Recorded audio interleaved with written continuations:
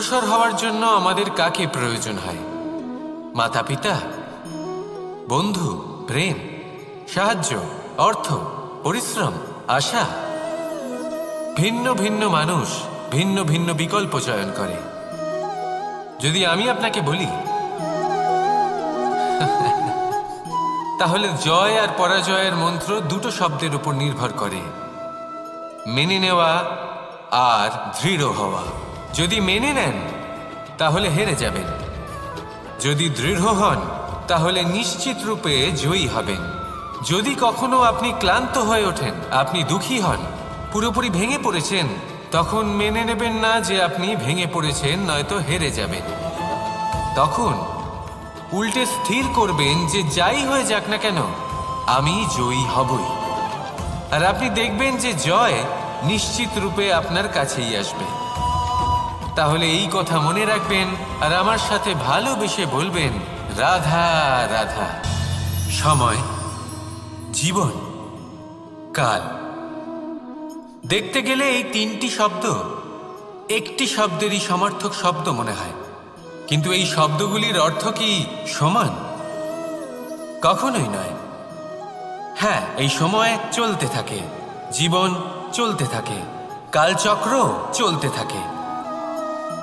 এই সময় কেটে যায়, কিন্তু এই জীবন একে যাপন করতে হয়।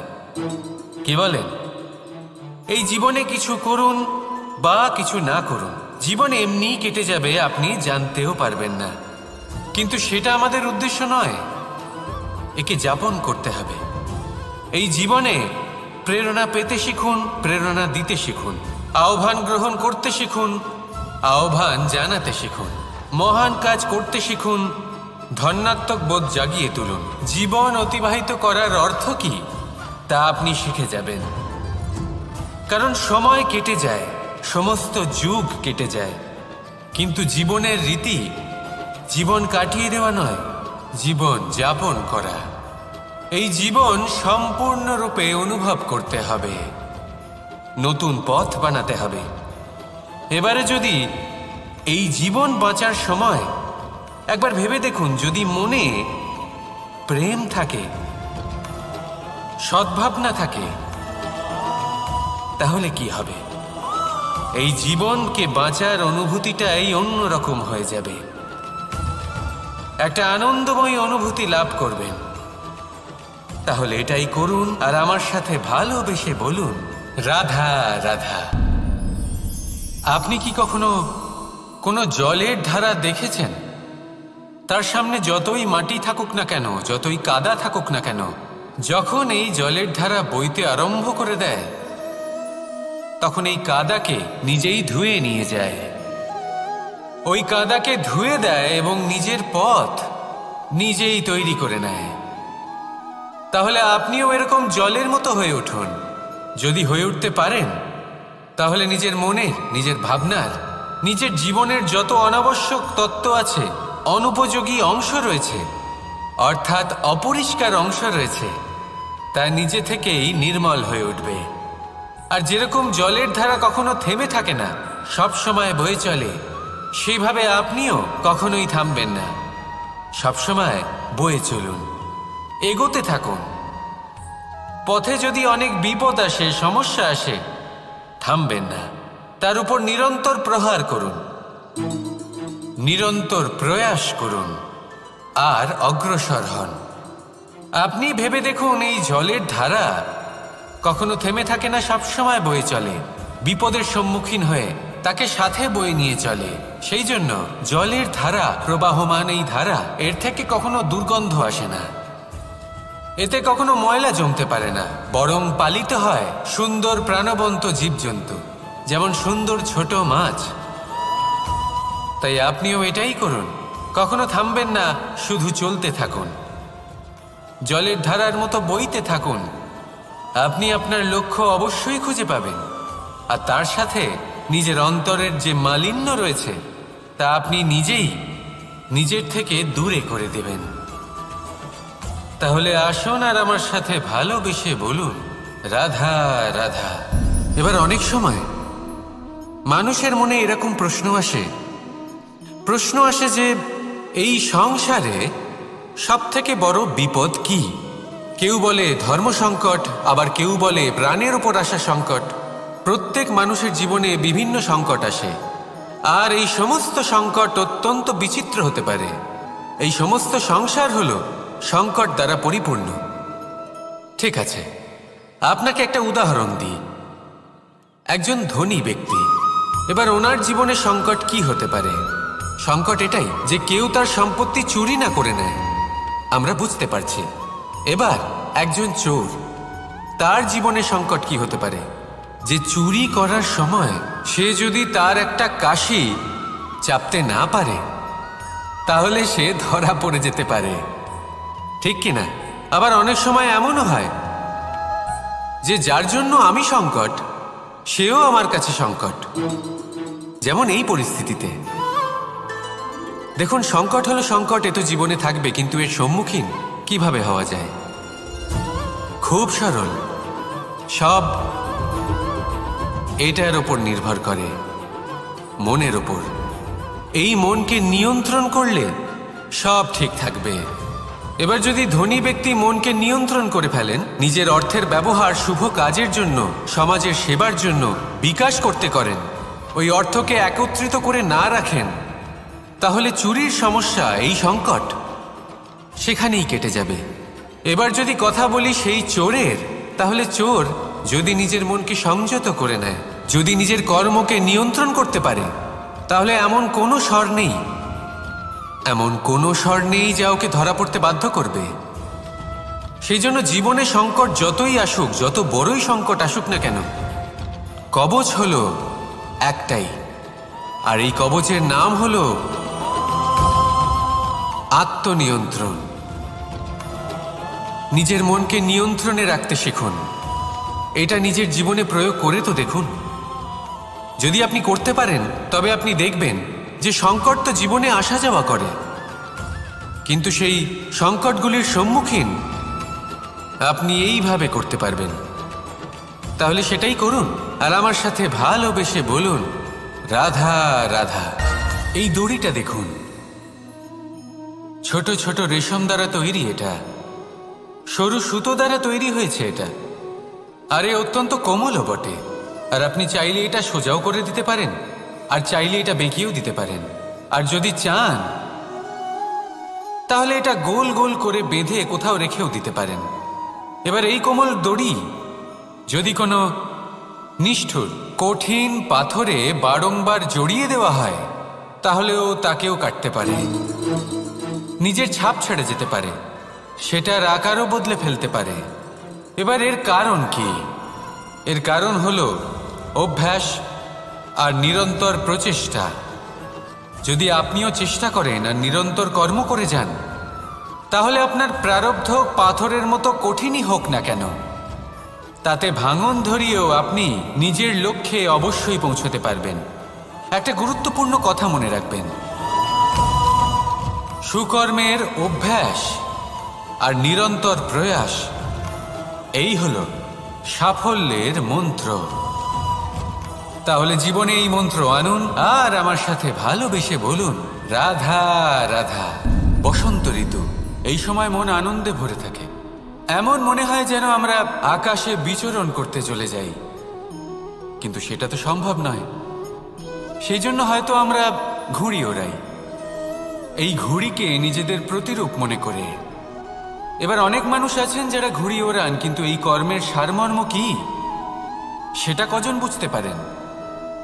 আপনি এটা মনে করুন যে আপনি হলেন সেই ঘুড়ি, আর এই সুতো যিনি ধরে রয়েছেন তিনি হলেন পরমাত্মা, আর এই সুতো যেখান থেকে শুরু হয় সেই লাটাই হলো আমাদের কর্মচক্র। এবার আপনি নিজেই অনুমান করুন যে এই উড়ান কার উপর নির্ভরশীল, পরমাত্মার উপর আর আপনার কর্মের উপর। যদি পরমাত্মা আপনার হাত ধরে থাকেন, আপনার সাথে থাকেন, যদি আপনি শুভ কর্ম করতে থাকেন, আপনি এই আকাশে উড়তে থাকবেন। কিন্তু কোথাও কোথাও যদি পরমাত্মার সাথে এই বন্ধন ছিন্ন হয়, আপনার কর্মচক্র খারাপ হয়ে যায় বা থেমে যায়, তাহলে আপনার এই ঘুড়ি কেটে যাবে আর দূরে কোনো গাছের ডালে গিয়ে আটকে যাবে। তাই শুধুমাত্র ঘুড়ি ওড়াবেন না, তার থেকে শিখুন। পরমাত্মার সাহচর্যে থাকুন, সবসময় শুভ কর্ম করতে থাকুন আর সবসময় এই আকাশে উড়তে থাকুন। আসুন আর আমার সাথে ভালোবেসে বলুন, রাধা। জীবনে লক্ষ্য লাভ কি করে করতে হয়? কেউ বলবে বন্ধুদের সাহায্যে, কেউ বলবে প্রেমের সাহায্যে, কেউ বলবে নিরন্তর চেষ্টা করলে, কেউ বলবেন পরিশ্রম করলে, কেউ বলবেন ঈশ্বরের আশীর্বাদে, ইত্যাদি ইত্যাদি। আমি আপনাকে বুঝিয়ে বলি, এই যেমন ত্রিলোক আছে, অর্থাৎ 3 লোক আছে, যাকে সঞ্চালন করে ত্রিদেব বা 3 জন দেবতা। সেইভাবে নিজের লক্ষ্যে পৌঁছানোর জন্য 3টি ভাবের প্রয়োজন পড়ে। প্রথম ভাব হলো স্বপ্ন দেখা। আপনি যদি স্বপ্ন দেখতে শুরু না করেন তাহলে সেখানে পৌঁছতেই পারবেন না। তারপর আপনাকে দৃঢ় সংকল্প নিয়ে সেই পথ যেমনই হোক তাতে চলতে হবে। এ হলো দ্বিতীয় ভাব, দৃঢ় সংকল্প। আর তৃতীয় ভাব হলো সেই লক্ষ্যের যাত্রা পূর্ণ করার জন্য প্রতিবদ্ধ হওয়া। তাই যদি আপনি স্বপ্ন দেখতে পারেন, দৃঢ় সংকল্প দ্বারা পথ যতই কঠিন হোক না কেন তাতে চলতে পারেন, আর সেই লক্ষ্য লাভের যাত্রা পূর্ণ করার জন্য প্রতিবদ্ধ হতে পারেন, তাহলে আপনি নিশ্চিত রূপে আপনার লক্ষ্য লাভ করতে পারবেন।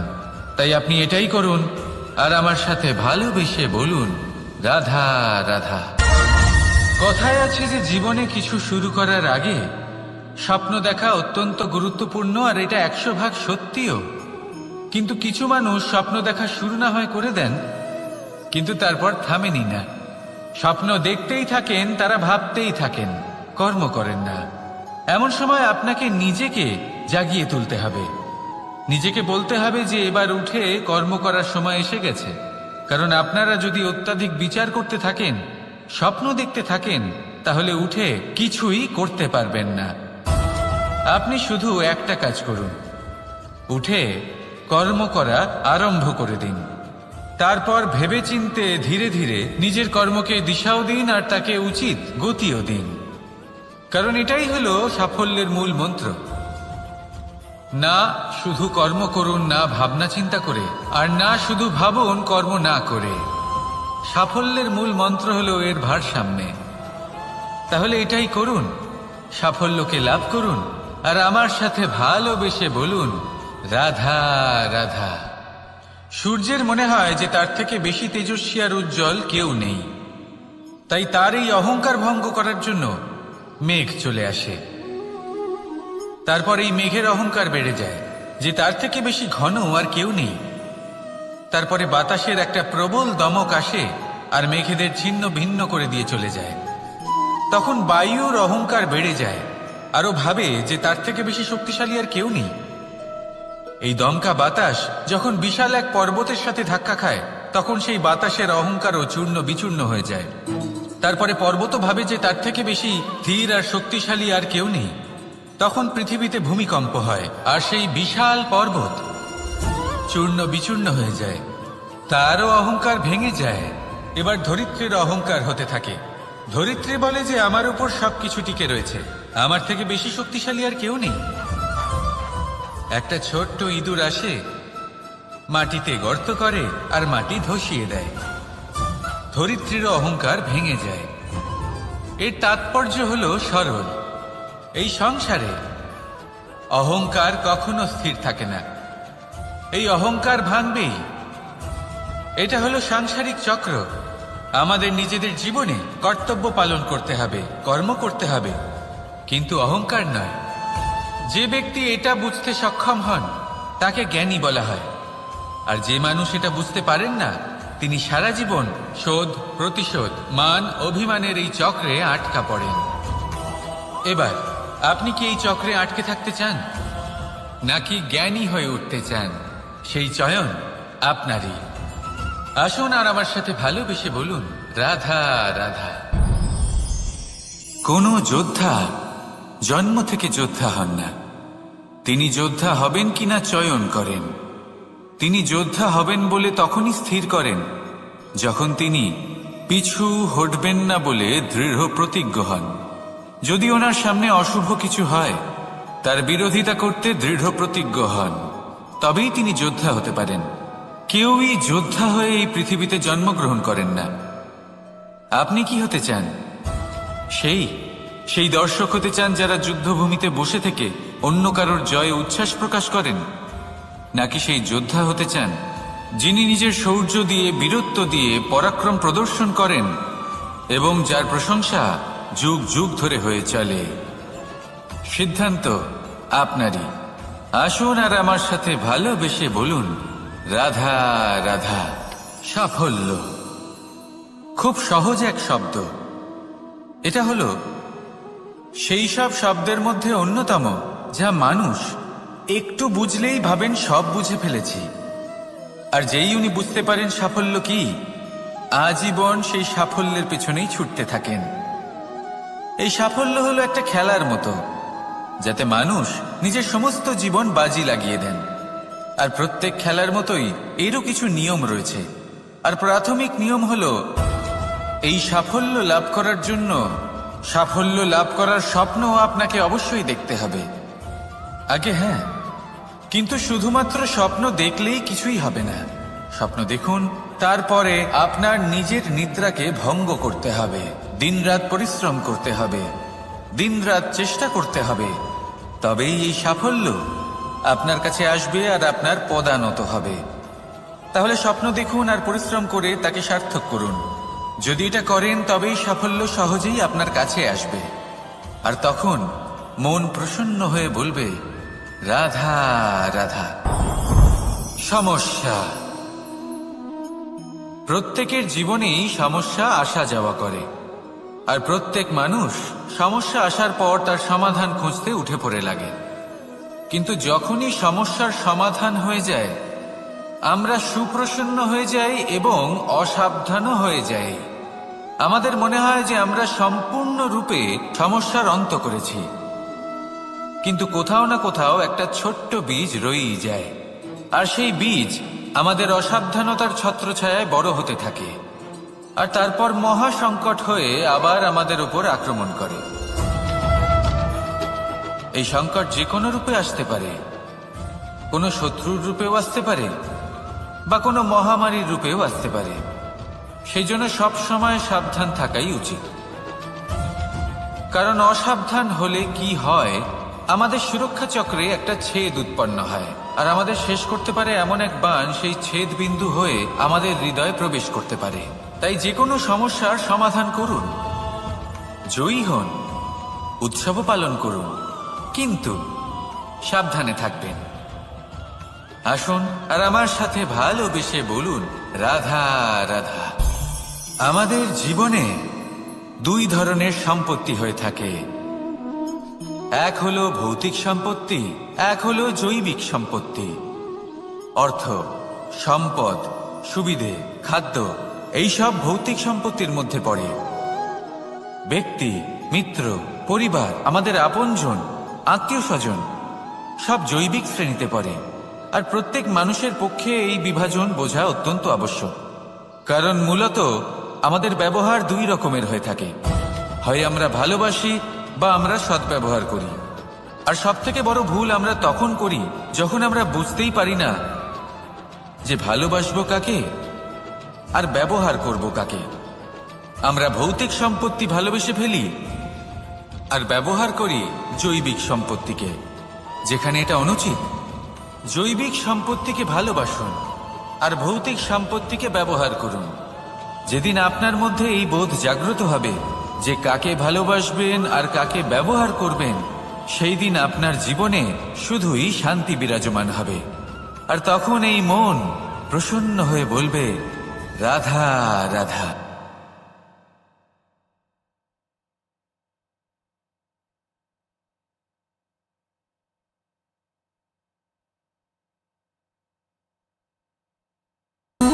সঞ্চয়। মানুষের যখন থেকে বোধবুদ্ধি হয়, সঞ্চয় করতে আরম্ভ করে দেন। সঞ্চয় করতে থাকেন ভোজনের, সঞ্চয় অর্থের, সঞ্চয় শক্তির। নিজের জন্য করেন, নিজের পরিবারের জন্য করেন, নিজের স্ত্রীর জন্য করেন, সন্তানের জন্য করেন, সন্তানের সন্তানের জন্যও সঞ্চয় করেন। সঞ্চয় করার জন্য ওনার কাছে অনেক কারণ রয়েছে, কারণ উনি এটা ভাবেন যে এই সঞ্চিত শক্তির জন্য কেউ ওনার কোনো ক্ষতি করতে পারবে না। মানুষ ভুলে যান একটা গুরুত্বপূর্ণ কথা, এই সত্য, উনি এই সংসারে খালি হাতেই এসেছিলেন আর এখান থেকে ওনাকে খালি হাতেই যেতে হবে। যা এখানকার তা এখানেই থেকে যাবে। আর যদি কিছু ওনার সাথে যায় তা হলো ওনার কর্ম, আর কিচ্ছু নয়। তাই যদি কিছু অর্জন করতে চান তাহলে শুভ কর্ম অর্জন করুন, আত্মশক্তি অর্জন করুন, কারণ পরলোকে এটাই হবে আপনার সম্পত্তি। তাহলে কি এটা আপনি অর্জন করতে চান না? আসুন আর আমার সাথে ভালোবেসে বলুন, রাধা রাধা। জীবনে অগ্রসর হওয়ার জন্য আমাদের কাকে প্রয়োজন হয়? মাতা পিতা, বন্ধু, প্রেম, সাহায্য, অর্থ, পরিশ্রম, আশা। ভিন্ন ভিন্ন মানুষ ভিন্ন ভিন্ন বিকল্প চয়ন করে। যদি আমি আপনাকে বলি তাহলে জয় আর পরাজয়ের মন্ত্র দুটো শব্দের উপর নির্ভর করে, মেনে নেওয়া আর দৃঢ় হওয়া। যদি মেনে নেন তাহলে হেরে যাবেন, যদি দৃঢ় হন তাহলে নিশ্চিত রূপে জয়ী হবেন। যদি কখনো আপনি ক্লান্ত হয়ে ওঠেন, আপনি দুঃখী হন, পুরোপুরি ভেঙে পড়েছেন, তখন মেনে নেবেন না যে আপনি ভেঙে পড়েছেন, নয়তো হেরে যাবেন। তখন উল্টে স্থির করবেন যে যাই হয়ে যাক না কেন আমি জয়ী হবই। আর আপনি দেখবেন যে জয় নিশ্চিত রূপে আপনার কাছেই আসবে। তাহলে এই কথা মনে রাখবেন আর আমার সাথে ভালোবেসে বলবেন, রাধা রাধা। সময়, জীবন, কাল।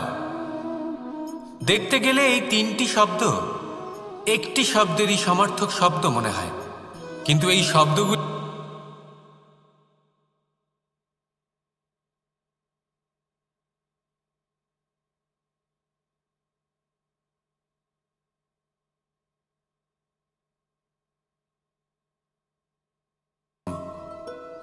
একে যাপন করতে হয়। কি বলেন? এই জীবনে কিছু করুন বা কিছু না করুন, জীবন এমনি কেটে যাবে, আপনি জানতেও পারবেন না। কিন্তু সেটা আমাদের উদ্দেশ্য নয়, একে যাপন করতে হবে। এই জীবনে প্রেরণা পেতে শিখুন, প্রেরণা দিতে শিখুন, আহ্বান গ্রহণ করতে শিখুন, আহ্বান জানাতে শিখুন, মহান কাজ করতে শিখুন, ধন্যাত্মক বোধ জাগিয়ে তুলুন। জীবন অতিবাহিত করার অর্থ কি তা আপনি শিখে যাবেন, কারণ সময় কেটে যায়, সমস্ত যুগ কেটে যায়, কিন্তু জীবনের রীতি জীবন কাটিয়ে দেওয়া নয়, জীবন যাপন করা। এই জীবন সম্পূর্ণরূপে অনুভব করতে হবে, নতুন পথ বানাতে হবে। এবারে যদি এই জীবন বাঁচার সময় একবার ভেবে দেখুন, যদি মনে প্রেম থাকে, সদ্ভাবনা থাকে, তাহলে কি হবে? এই জীবনকে বাঁচার অনুভূতিটাই অন্যরকম হয়ে যাবে, একটা আনন্দময় অনুভূতি লাভ করবেন। তাহলে এটাই করুন আর আমার সাথে ভালোবেসে বলুন, রাধা রাধা।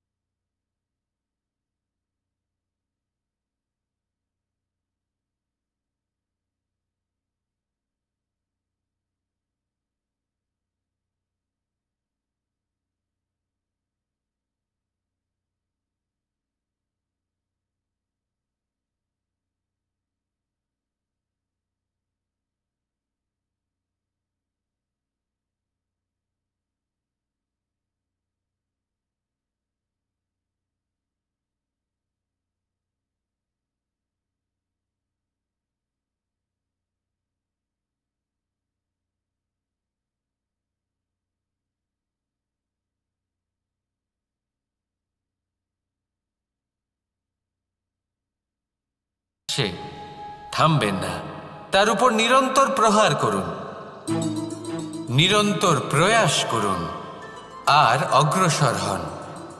আপনি ভেবে দেখুন, এই জলের ধারা কখনো থেমে থাকে না, সবসময় বয়ে চলে। বিপদের সম্মুখীন হয়ে তাকে সাথে বয়ে নিয়ে চলে। সেই জন্য জলের ধারা, প্রবাহমান এই ধারা, এর থেকে কখনো দুর্গন্ধ আসে না, এতে কখনো ময়লা জমতে পারে না, বরং পালিত হয় সুন্দর প্রাণবন্ত জীবজন্তু, যেমন সুন্দর ছোট মাছ। তাই আপনিও এটাই করুন, কখনো থামবেন না, শুধু চলতে থাকুন, জলের ধারার মতো বইতে থাকুন। আপনি আপনার লক্ষ্য অবশ্যই খুঁজে পাবেন, আর তার সাথে নিজের অন্তরের যে মালিন্য রয়েছে তা আপনি নিজেই নিজের থেকে দূরে করে দেবেন। তাহলে আসুন আর আমার সাথে ভালোবেসে বলুন, রাধা রাধা। এবার অনেক সময় মানুষের মনে এরকম প্রশ্ন আসে যে এই সংসারে সব থেকে বড় বিপদ কি?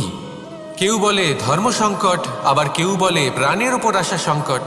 প্রত্যেক মানুষের জীবনে বিভিন্ন সংকট আসে, আর এই সমস্ত সংকট অত্যন্ত বিচিত্র হতে পারে। এই সমস্ত সংসার হলো সংকট দ্বারা পরিপূর্ণ। ঠিক আছে, আপনাকে একটা উদাহরণ দিই।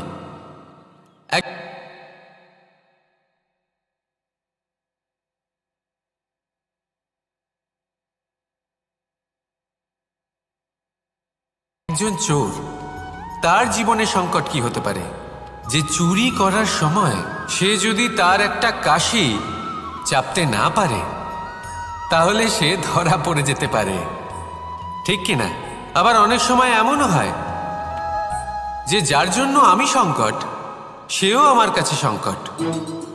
যেমন এই পরিস্থিতিতে দেখুন, সংকট হলো সংকট, এ তো জীবনে থাকবে, কিন্তু এর সম্মুখীন কিভাবে হওয়া যায়? খুব সরল, সব এটার ওপর নির্ভর করে, মনের ওপর। এই মনকে নিয়ন্ত্রণ করলে সব ঠিক থাকবে। এবার যদি ধনী ব্যক্তি মনকে নিয়ন্ত্রণ করে ফেলেন, নিজের অর্থের ব্যবহার শুভ কাজের জন্য, সমাজের সেবার জন্য বিকাশ করতে করেন, ওই অর্থকে একত্রিত করে না রাখেন, তাহলে চুরির সমস্যা, এই সংকট সেখানেই কেটে যাবে। এবার যদি কথা বলি সেই চোরের, তাহলে চোর যদি নিজের মনকে সংযত করে নেয়, যদি নিজের কর্মকে নিয়ন্ত্রণ করতে পারে, তাহলে এমন কোনো স্বর নেই যা ওকে ধরা পড়তে বাধ্য করবে। সেই জন্য জীবনে সংকট যতই আসুক, যত বড়ই সংকট আসুক না কেন, কবচ হলো একটাই, আর এই কবচের নাম হলো আত্মনিয়ন্ত্রণ। নিজের মনকে নিয়ন্ত্রণে রাখতে শিখুন। এটা নিজের জীবনে প্রয়োগ করে তো দেখুন। যদি আপনি করতে পারেন, তবে আপনি দেখবেন যে সংকট তো জীবনে আসা যাওয়া করে, কিন্তু সেই সংকটগুলির সম্মুখীন আপনি এইভাবে করতে পারবেন। তাহলে সেটাই করুন, আর আমার সাথে ভালোবেসে বলুন, রাধা রাধা। এই দড়িটা দেখুন, ছোট ছোট রেশম দ্বারা তৈরি, এটা সরু সুতো দ্বারা তৈরি হয়েছে এটা, আর এ অত্যন্ত কোমলও বটে। আর আপনি চাইলে এটা সোজাও করে দিতে পারেন, আর চাইলে এটা বেঁকিয়েও দিতে পারেন, আর যদি চান তাহলে এটা গোল গোল করে বেঁধে কোথাও রেখেও দিতে পারেন। এবার এই কোমল দড়ি যদি কোনো নিষ্ঠুর কঠিন পাথরে বারংবার জড়িয়ে দেওয়া হয়, তাহলেও তাকেও কাটতে পারে, নিজের ছাপ ছেড়ে যেতে পারে, সেটার আকারও বদলে ফেলতে পারে। এবার এর কারণ কি? এর কারণ হলো অভ্যাস আর নিরন্তর প্রচেষ্টা। যদি আপনিও চেষ্টা করেন আর নিরন্তর কর্ম করে যান, তাহলে আপনার প্রারব্ধ পাথরের মতো কঠিনই হোক না কেন, তাতে ভাঙন ধরিয়েও আপনি নিজের লক্ষ্যে অবশ্যই পৌঁছতে পারবেন। একটা গুরুত্বপূর্ণ কথা মনে রাখবেন, সুকর্মের অভ্যাস আর নিরন্তর প্রয়াস, এই হলো সাফল্যের মন্ত্র। তাহলে জীবনে এই মন্ত্র আনুন, আর আমার সাথে ভালোবেসে বলুন, রাধা রাধা। বসন্ত ঋতু, এই সময় মন আনন্দে ভরে থাকে, এমন মনে হয় যেন আমরা আকাশে বিচরণ করতে চলে যাই, কিন্তু সেটা তো সম্ভব নয়। সেই জন্য হয়তো আমরা ঘুড়ি ওড়াই, এই ঘুড়িকে নিজেদের প্রতিরূপ মনে করে। এবার অনেক মানুষ আছেন যারা ঘুড়ি ওড়ান, কিন্তু এই কর্মের সারমর্ম কি সেটা কজন বুঝতে পারেন?